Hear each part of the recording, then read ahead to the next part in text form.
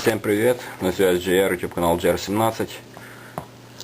Второй шаг в строении ЧПО станка. Сегодня будем монтировать линейные подшипники для осей Z на нашу пластину, на которую мы уже монтировали крепление шпинделя. Основная задача здесь будет выставить их строго параллельно, так чтобы все было четенько. Ну что ж, приступаем.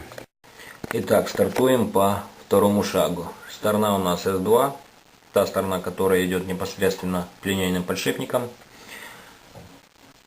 Есть у нас разметка, но всех этих отверстий сначала не сверлить, не кернить не будем, только одно. Нам нужно вот это крайнее отверстие, которое возле угла, из которого у нас начиналась разметка. Поэтому сейчас попробую рассверлить его максимально точно, начиная с мелкого и уже доводя с мелкого сверла и уже доводя до нормального нужного нам размера. Кроме того, соорудил вот такую вот то ли приспособу, то ли что, но с этим попозже. Сейчас нужно рассверлить отверстие, а дальше будем посмотреть.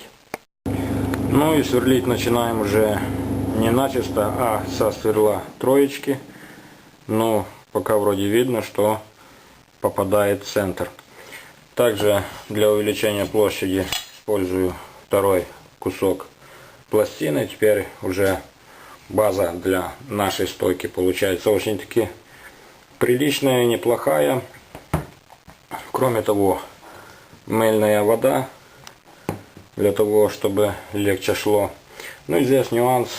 Начинаю сверлить с пружинами вот здесь на стойке для дрели, пока позволяет глубина.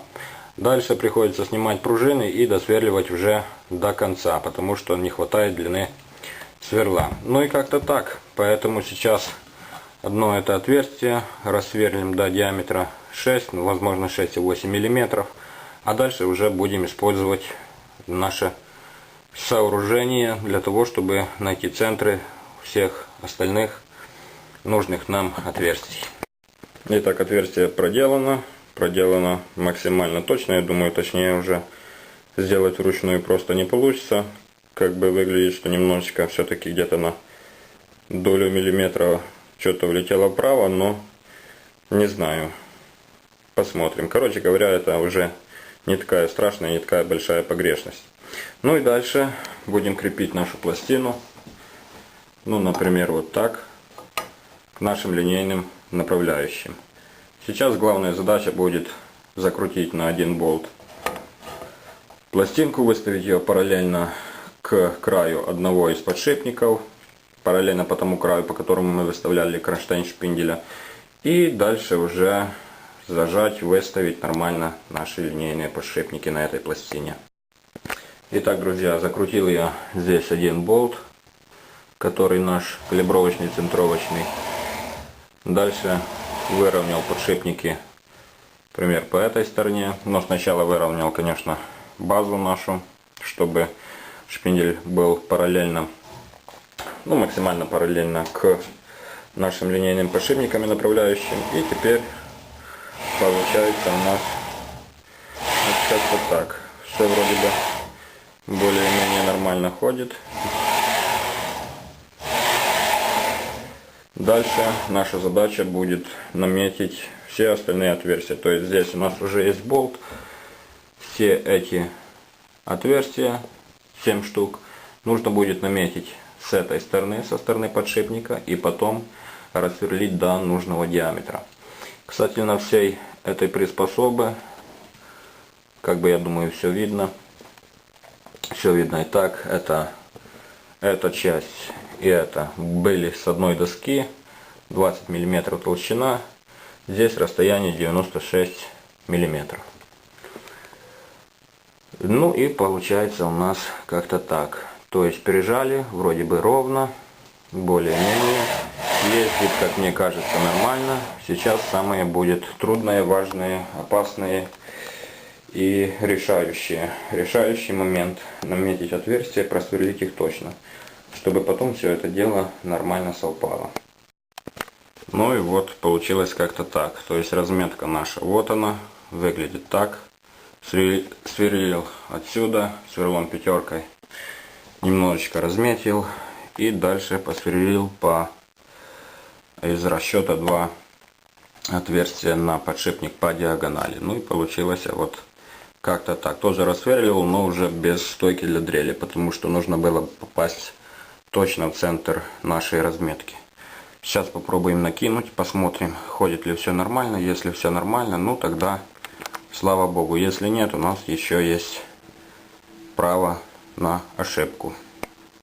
Ну что ж, дорогие друзья, по ходу дела кажется, что получилось. То есть здесь вот у нас болты уже накинули по 2 на 1 подшипник. Ну и вот одинаково ездит в две стороны. Поэтому я думаю, что будет нормально. Ну не знаю, как там. Ну вот мизинцем идет спокойно.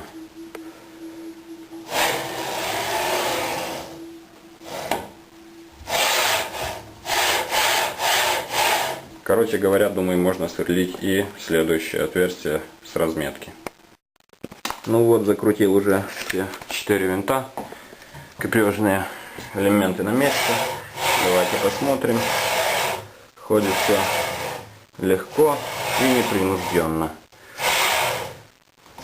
То есть, я думаю, будет нормально. И если учитывать, что ходу этой каретки будет где-то сантиметров 15 или около того, то есть это не будет ничего такого страшного, если здесь какой-то перепад на длине в 1 метр, где-то несколько десяток по электронному штангенциркулю. Поэтому я думаю, что будет хорошо. Ну что ж, второй шаг мы уже сделали. Смонтировали подшипники.